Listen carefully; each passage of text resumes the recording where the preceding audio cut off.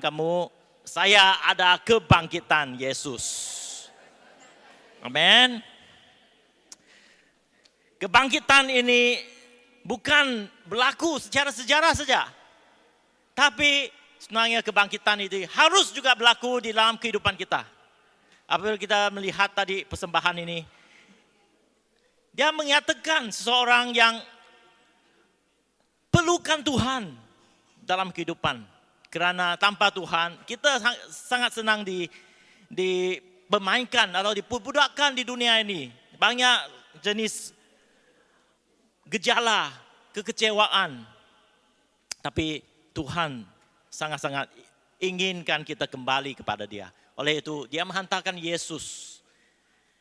Yesus datang untuk menyelamatkan dunia ini. Amin. Dan hari ini kita tahu bahwa Yesus, amin. Semangat. Kalau kamu berumur 20 ke bawah, saya ingin kamu dengan suara itu ya. Kalau kamu atas 50, oke lah, saya boleh excuse. Oke, boleh? Amin. 1, 2, 3. Dengan demikian, jika kamu telah dibangkitkan bersama Kristus, carilah perkara-perkara yang berkaitan dengan jubah tempat Kristus duduk di sebelah kanan. Tumpukan pemikiranmu kepada hal-hal di surga, bukan hal-hal di dunia.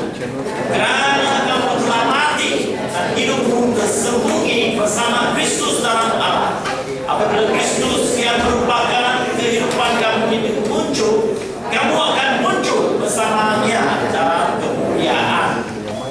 Oleh itu, matikanlah dalam dirimu segala yang bersifat dunia, perbuatan jauh, kecemaran, hawa nafsu, keinginan jahat dan tamak halwa yang sama dengan menyembah berhala. Disebabkan semua inilah kemurkaan Allah akan menimpa anak-anak durhaka. Dulu kamu pun lakukan demikian pada masa kamu masih dalam kehidupan ini. Tetapi sekarang kamu harus memikirkan segala seperti marah, geram, niat jahat, menghina Allah, mengeluarkan kata-kata kotor dari mulutmu.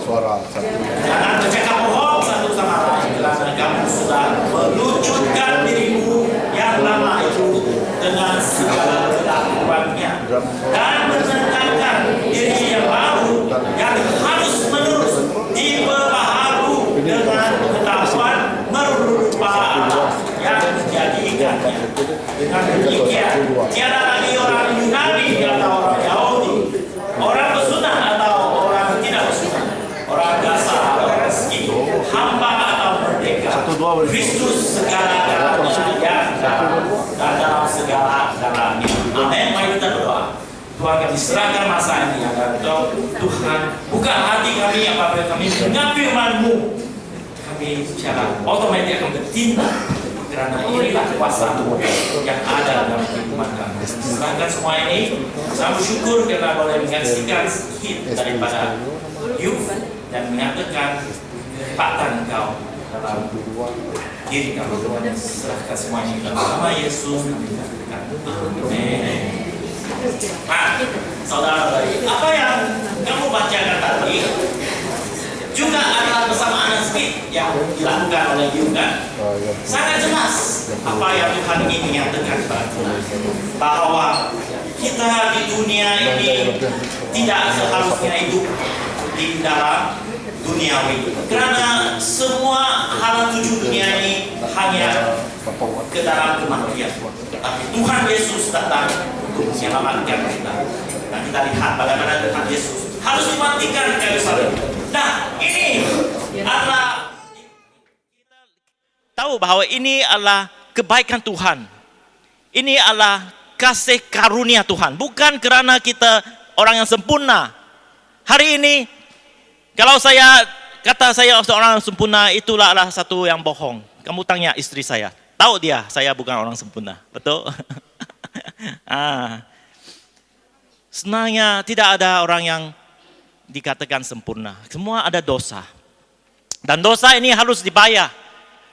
Kalau seorang yang berdosa dan di depan Tuhan, walaupun kecil dosanya. Hari Jumat saya berada di Kota Semahan bersama LG Gereja Kota Semahan. Saya ada ceritakan tentang dosa saya. Ya. Masa saya kecil ya, macam Sam masa itu. Saya pergi 7-Eleven ya. Bukan saya kurang duitnya, tapi saya mau coba diri saya. Saya pergi sana curi lollipop. Wah, lepas curi saya keluar. Wah, saya rasa ada mixed feeling ya. Saya berasa salah. Tapi saya berasa ada keberanian nih. Sepertilah duniawi ini ya. Ada mixed feeling. Dan of course lah, sekarang saya tahu itu salah. Memang salah. Karena ada kesannya. Nah, orang kedai yang buat inventory, lollipop hilang. Siapa kena bayar? Cashier kena bayar. Oh, kesian dia. Tapi sebenarnya kalau saya berdepan dengan Tuhan, keadilan itu harus dijatuhkan. Kan? Dosa apapun, sekecil ambil lollipop dari kedai pun ada kesan. Tuhan harus menjatuhkan hukuman. Kamu tahukah hukuman dosa? Maut, itu saja. Maut, tidak ada bedanya. Saya pun cerita tentang masa saya di mahkamah. Ada orang yang mencuri telur, bukan ayam, penyu. Telur penyu tuh berdosa juga. Itu saya nasihat jangan makan telur penyu, itu berdosa. Tanya sister itu NREB, Sister Weti, betul? Wildlife Protection, itu tidak boleh. Kamu tahu hukumannya 5.000 satu biji. Wah, masa itu hakim kena jatuh hukuman pada orang 200 biji. Tapi hakim tuh ada macam dia ada satu belas kasihan. Tapi dia terpaksa menjatuh hukuman juga. Dan mandatory masuk penjara. Oh, kesian tuh. Bolehlah orang kata, orang tuh memang dia sama istrinya bersama mandu, tapi ada ditangkap dengan 200 biji telur ayam. Memang telur penyu. Memang dia menjual ya, memang dia menjual. Tapi memanglah kalau kita orang tahu kita yang tinggal di tanah ini, kenapa tidak boleh makan telur penyu? Saya pun makan dulu kecil kan. Tapi sekarang undang-undang dah ubah. Karena itulah, kalau di depan Tuhan, walaupun satu biji lollipop yang saya curi, saya akan juga dihukum mati. Ini karena upah itu adalah, dosa adalah maut. Oleh itu Yesus datang, harus datang untuk menebuskan dosa kita. Amin. Itulah belas kasihan Tuhan. Itulah kasih karunia Tuhan. Amin. Oleh itu, pada hari Ahad, lepas Yesus disalibkan, mereka kuburkan dia di dalam tempat kubur. Dan hari Ahad, dia dibangkitkan. Amin. Dan kebangkitan ini telah dinubuatkan oleh Tuhan sebenarnya. Bukan Tuhan terkejut, oh Yesus dibangkit. Tuhan sebenarnya tahu rencana Tuhan itu, Allah membolehkan Yesus maut dikalahkan dan Yesus dibangkitkan. Karena inilah Tuhan kita. Rencananya untuk membolehkan kuasanya membangkitkan kehidupan kita melalui Tuhan Yesus. Oke, ini yang dinubuatkan di dalam Yesaya bab 53. Tetapi Yesus tertikam oleh kerana pemberontakan kita. Dia diremukkan oleh kerana kejahatan kita. Genjara yang mendatangkan keselamatan bagi kita ditimpakan kepadanya. Dan oleh bilu-bilunya kita menjadi sembuh. Kebangkitan Yesus yang menyebabkan kita sembuh. Yesus pernah kata di Lukas 24, yaitu bahwa anak manusia, ya menunjukkan dirinya.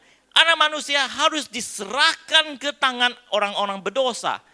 Dan disalibkan dan akan bangkit pada hari yang ketiga. Amin. Yesus sendiri tahu kuasa kebangkitan itu ada dan harus ada di semua jemaat hari ini. Seperti yang kita bacakan.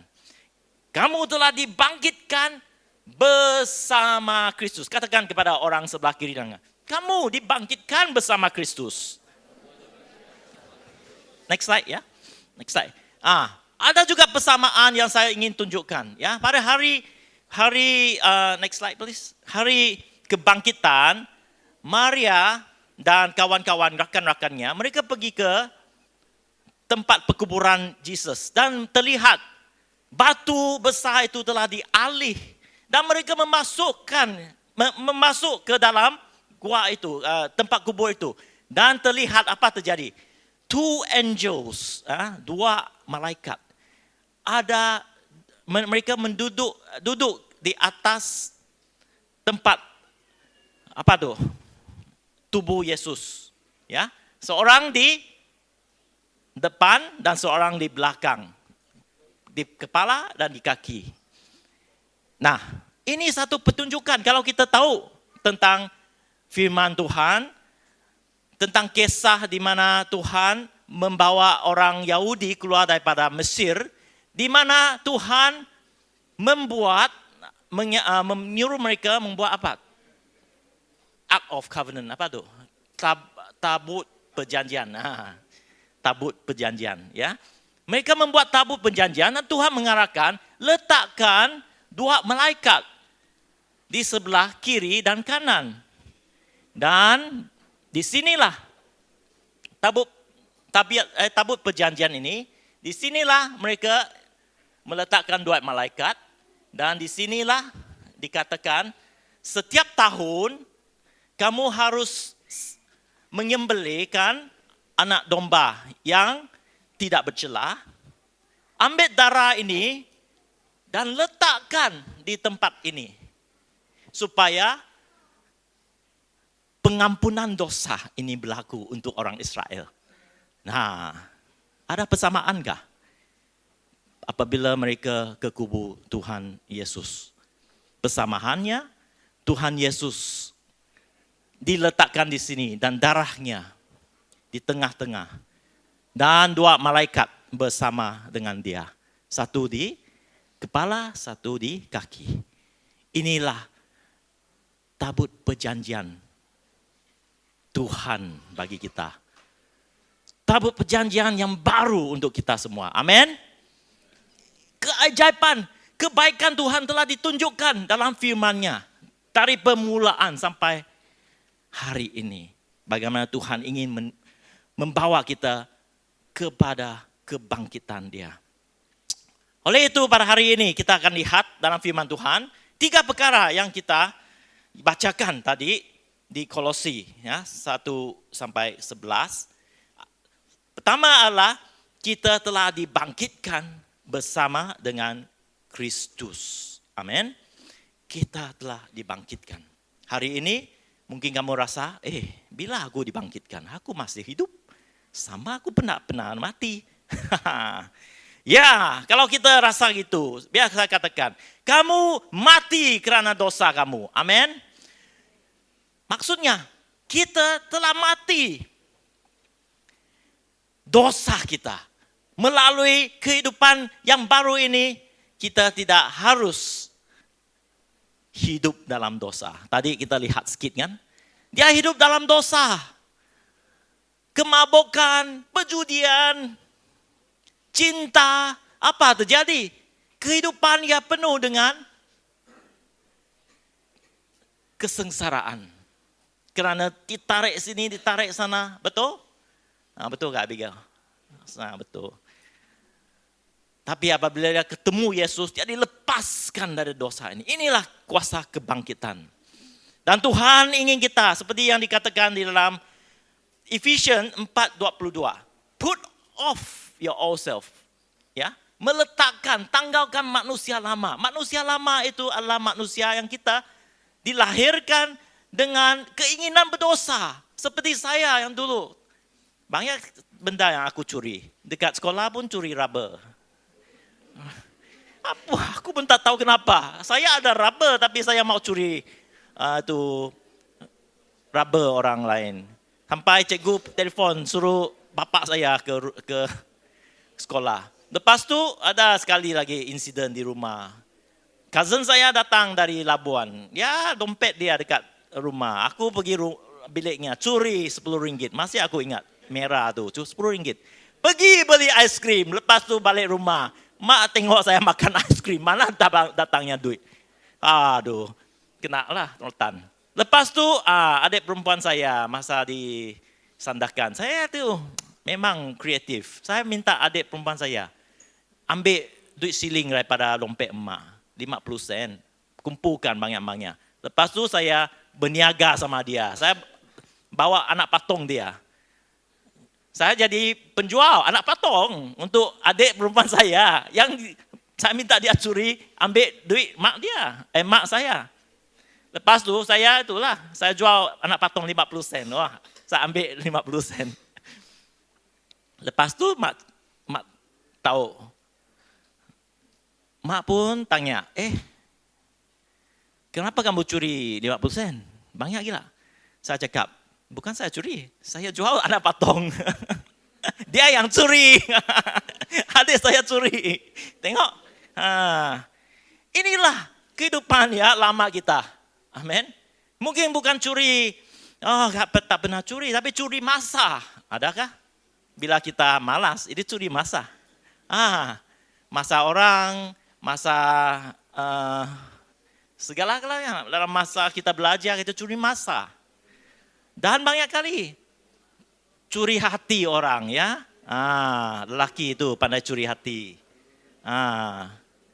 Sebagai banyak lagi lah yang Tuhan ingin kita lepaskan.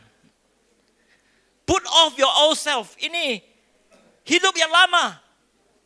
Tapi Tuhan ingin kita step into the new life. Pakailah manusia baru. Pakailah baju yang baru.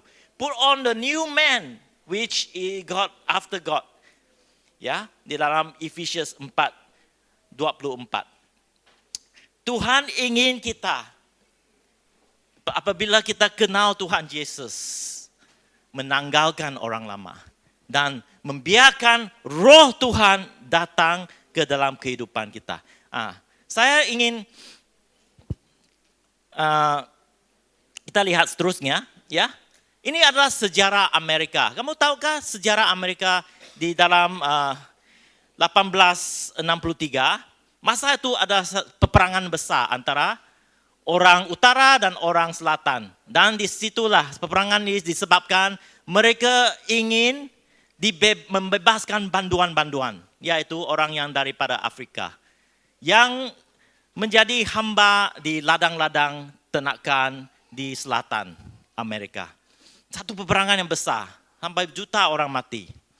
Selepas peperangan itu, askar utara menang. Dan mereka membuat satu edik.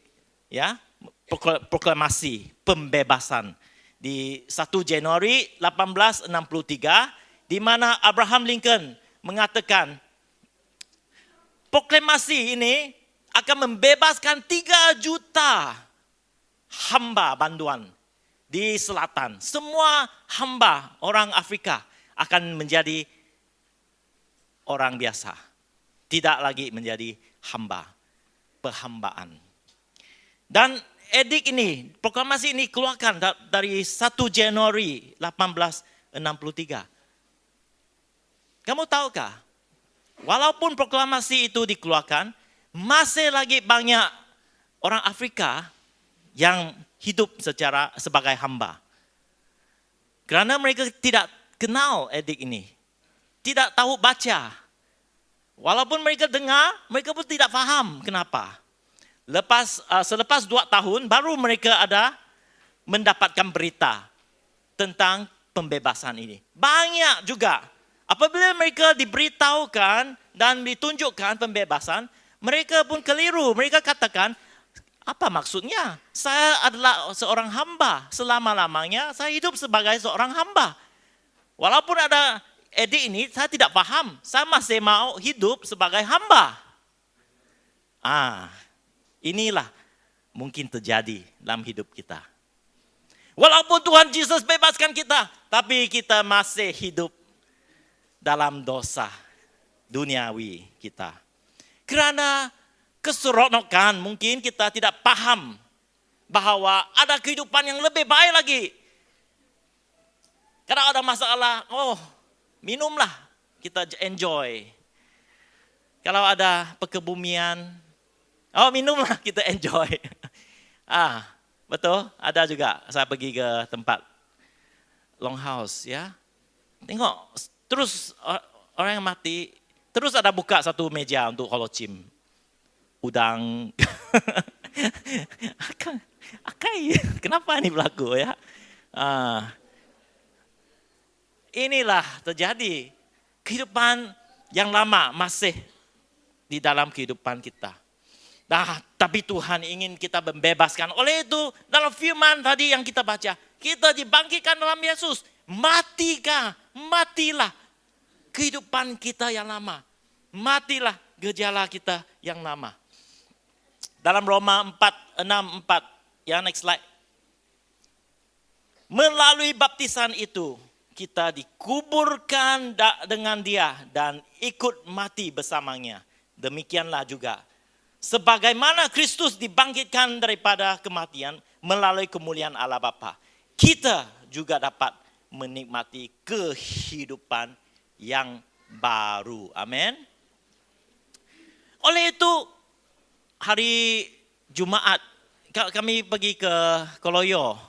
Ada 8 orang dibaptiskan oleh Koloyan ya, Koloyo pula. Ada 8 orang menerima Yesus dan dibaptiskan. Amin.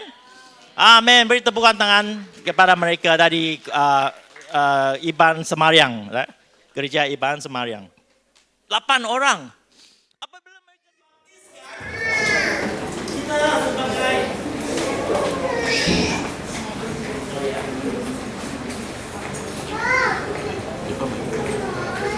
ini menjadi satu kesaksian di pada dunia ini.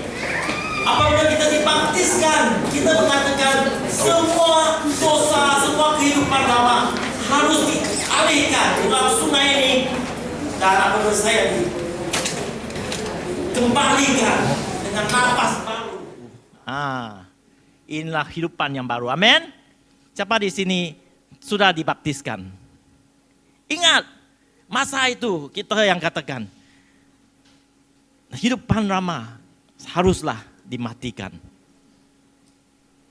Dan kehidupan yang baru, seperti yang dikatakan di Roma ayat 6. Bab 6 ayat 4. Amin. So hari ini, saudara-saudari, saya ingin kita ingatkan masa kita dibaptiskan. Di mana kita mengatakan kepada Yesus Kristus, Yesus, hidup ini yang baru, saya ingin hidup bersama Engkau. Amin.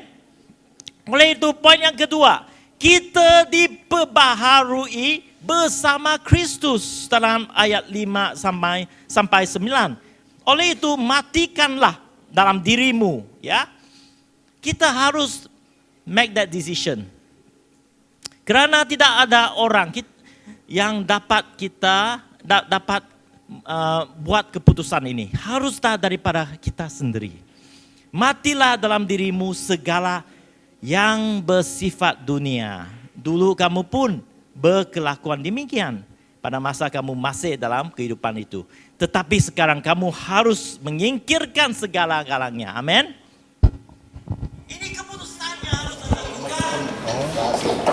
Inilah tanggung jawab siapa? Diri kita sendiri.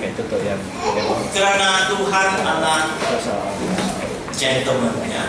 Dia tidak pernah memaksa. Kalau kita lakukan perkara yang menyakitkan hati dia, itulah yang akan sakit. Kita yang rugi. Tuhan tidak memaksa. Tetapi Tuhan ingin kita diubahkan, bukan luaran saja, tapi yang penting itu ubah dari dalam.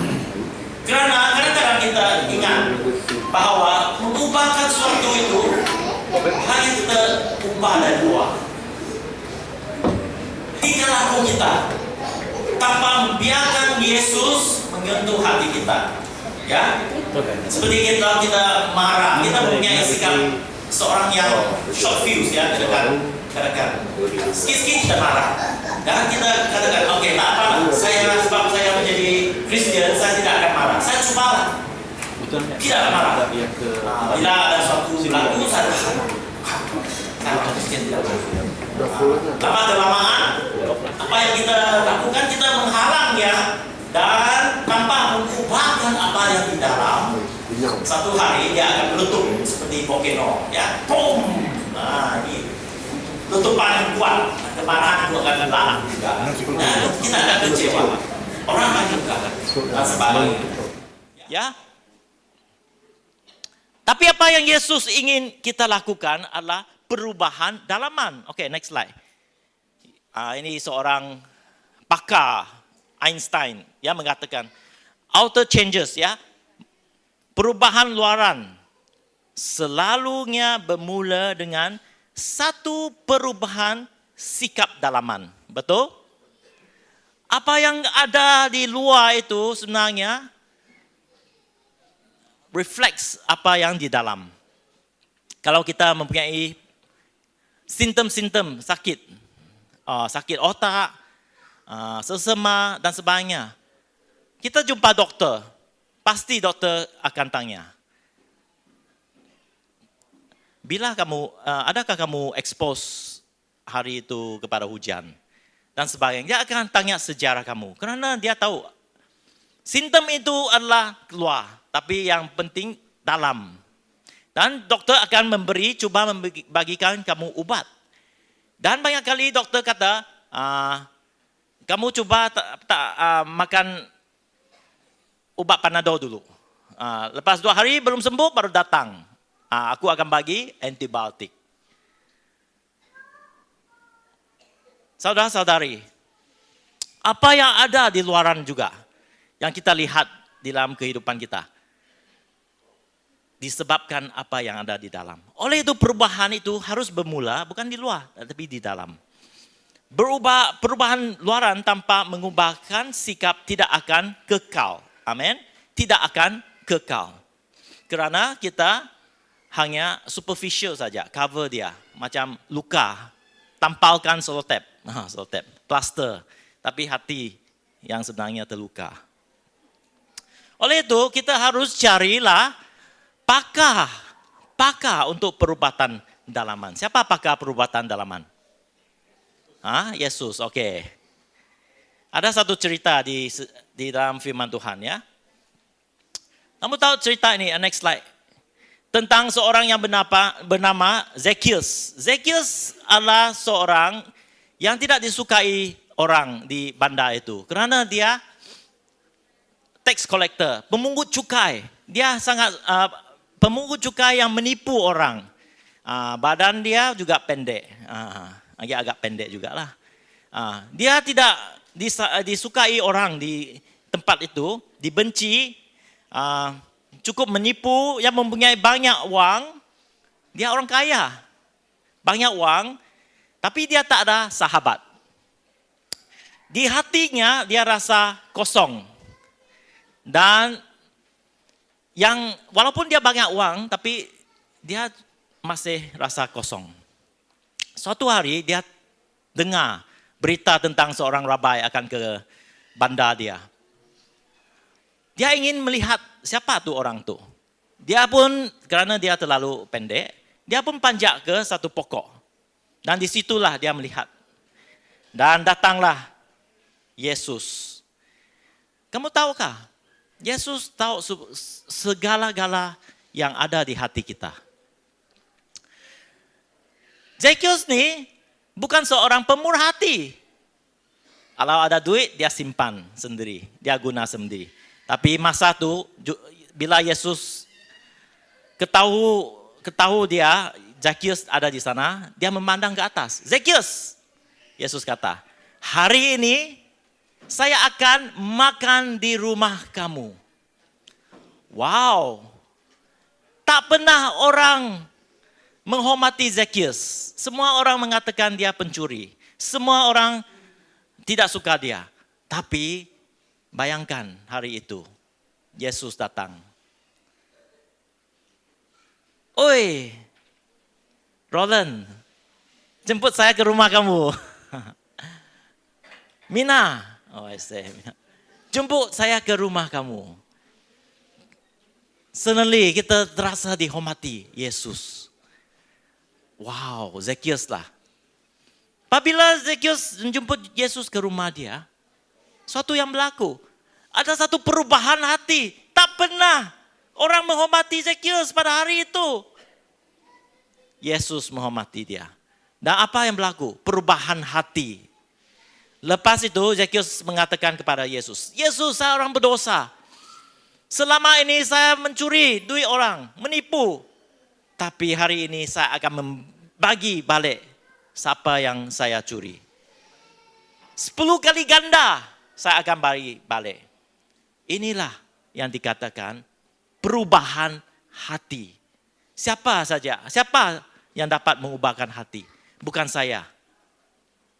Bukan pemimpin di gereja ini.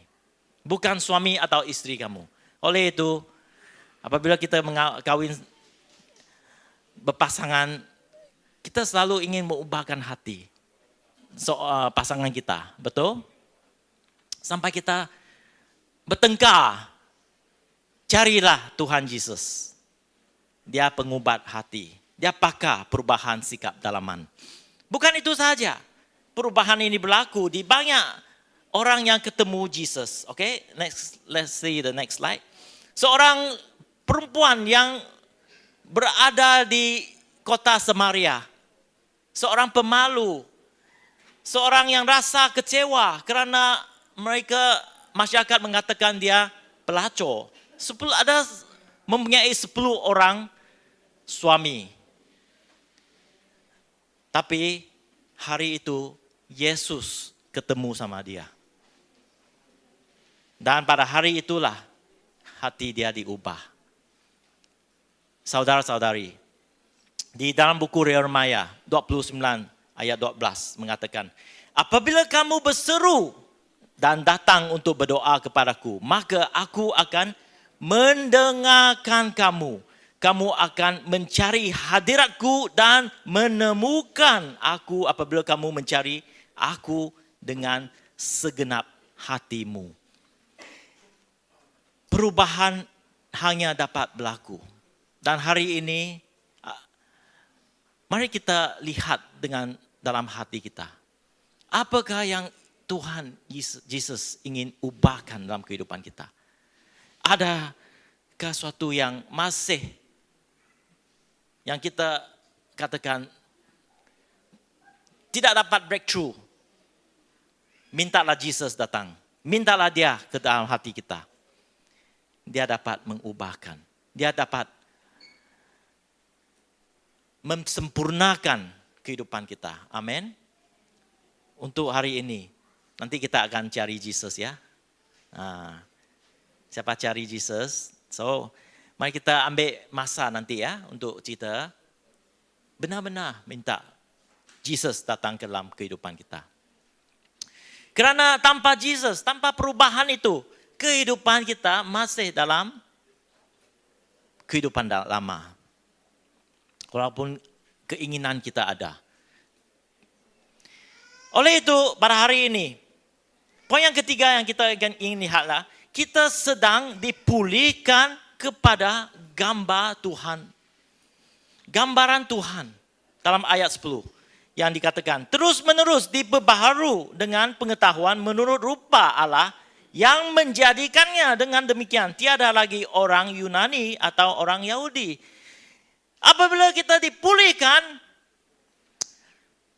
gambaran Tuhanlah yang harus kita ada. Oleh itu pada hari ini, kalau kita lihat kita sendiri, saya tidak rasa kita telah sempurna seperti gambaran Tuhan Yesus. Kalau tidak percaya, tengok orang di sebelah kiri dan kanan. Tanya mereka, adakah saya ada sama dengan Yesus? Oh, sama, puji Tuhan. Ini rupanya tak sama. Mungkin rupanya sama. Rambut panjang, ada beard. Tapi hati mungkin tidak sama. Saudara-saudari, apa yang ingin saya katakan adalah Tuhan telah memberi satu prototype, satu Adam yang baru untuk kita.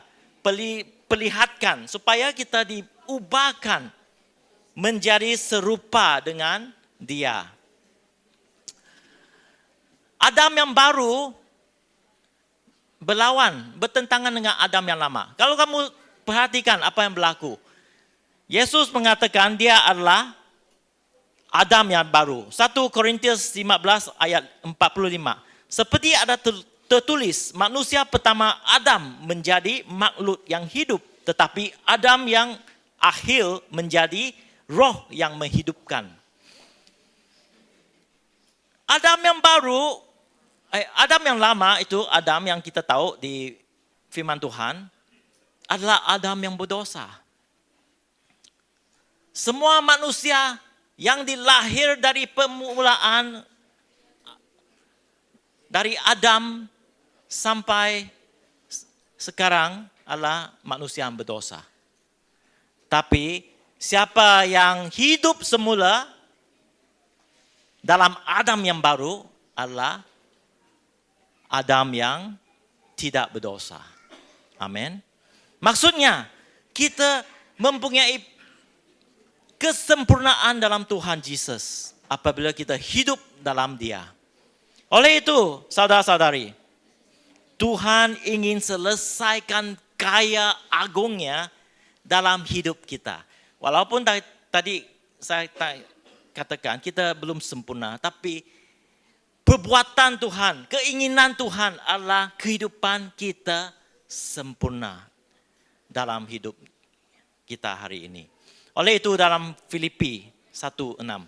Ya, Tuhan yang memulai pekerjaan yang baik di antara kamu akan meneruskan sampai pada akhirnya pada hari Kristus Yesus.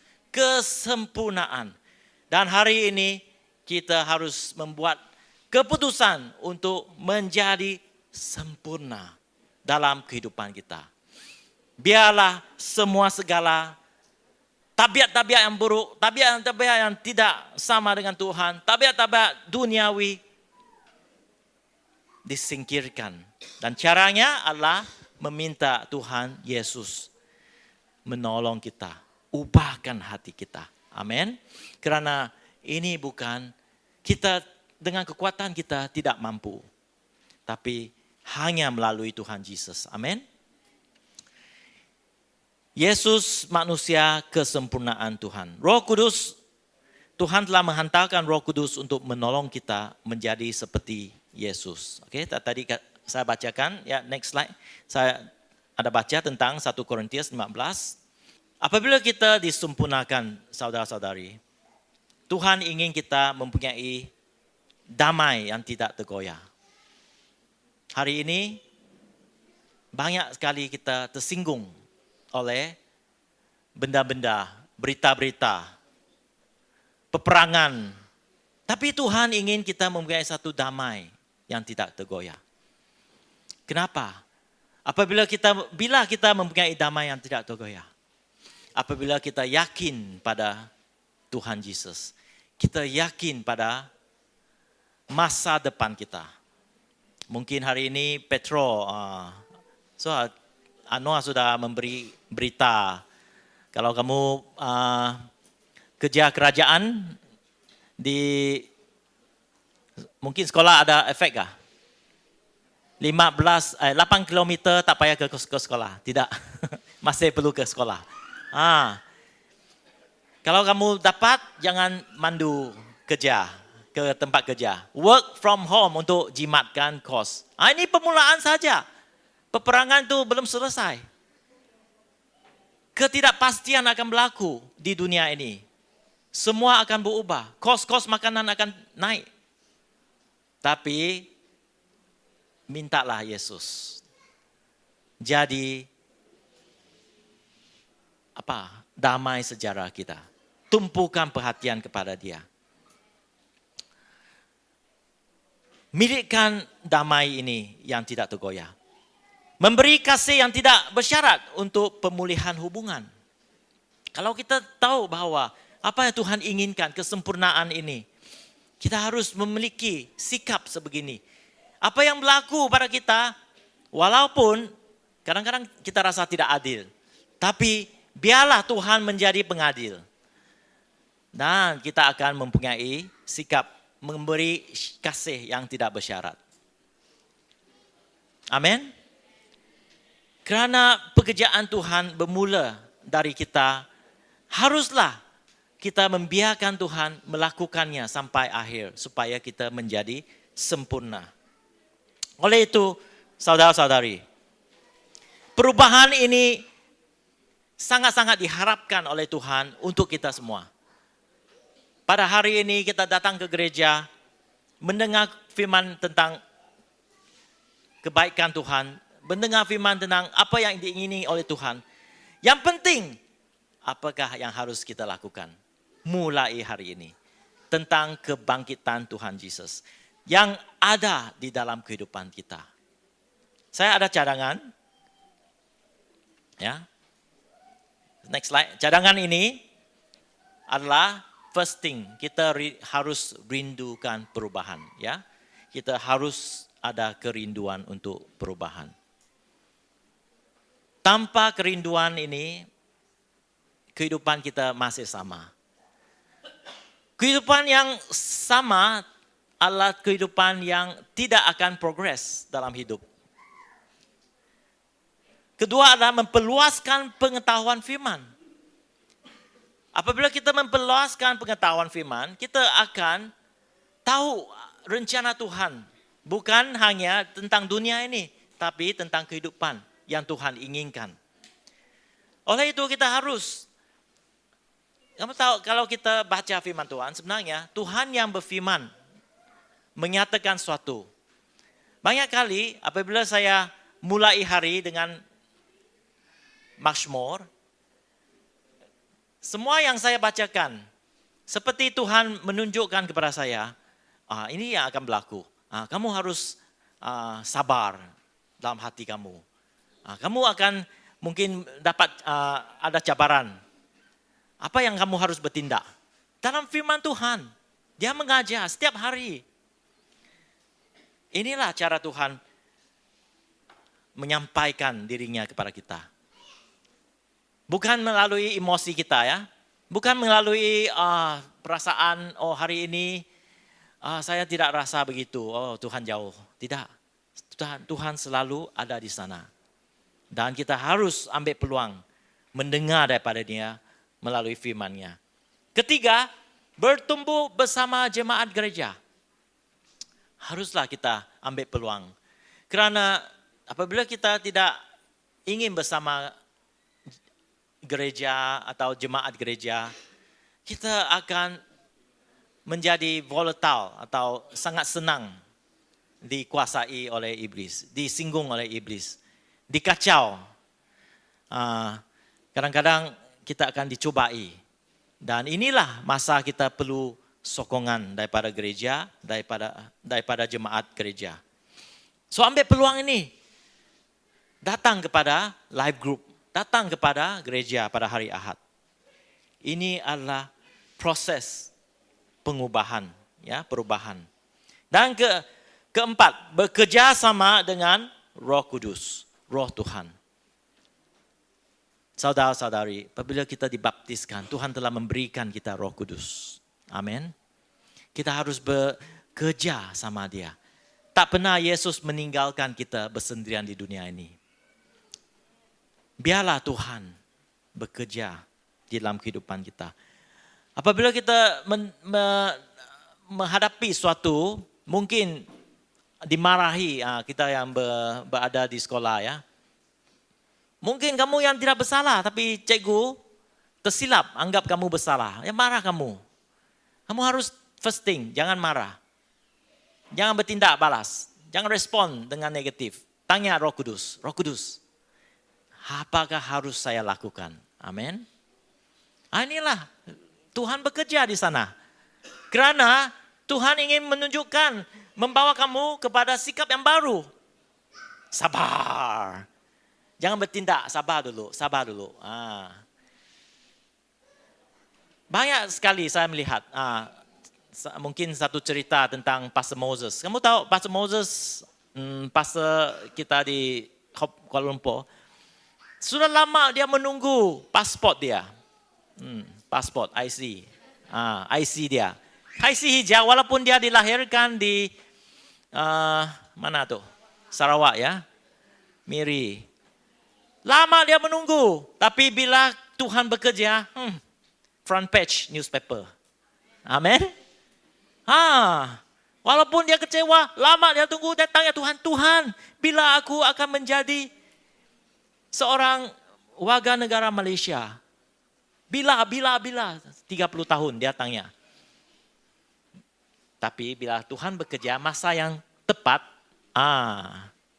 semua orang berita TVS interview dia, Star newspaper interview dia, masuk surat khabar. Itulah, biar Tuhan bekerja. Tuhan itu tahu rencana dia dalam hidup kita. Amin. Oleh itu pada hari ini, kadang kita takut. Bila kita ada masalah, datang kepada Tuhan. Datang kepada Roh Kudus. Tanya dia, apa yang harus laku? Banyak kali Tuhan akan mengatakan, sabar. Saya pengadil. Apa yang telah berlaku mungkin tidak adil, tapi saya pengadil. Tuhan akan melakukan yang patut dia lakukan. Amin. Oleh itu pada hari ini, harapan pastor, harapan gereja kita adalah semua yang ada di sini mempunyai perubahan dalam hidup. Perubahan bukan hanya kita dengar, kita keluar, oh saya dapat perubahan. Tapi setiap hari perubahan ini berlaku. Amin, dalam hidup kita. Oleh itu pada hari ini, hari kebangkitan Yesus, ambillah peluang ini. Perubahlah kehidupan kita menjadi lebih sempurna lagi. Mari kita berdiri. Saya ingin kita sama-sama ya merayai hari Easter ini. Mari kita nyanyi lagu terakhir, kemenangan terjadi di sini. Amin. Dengan hati penuh kemenangan. Ketahui bahwa kemenangan benar-benar terjadi di dalam hati kita hari ini. Haleluya.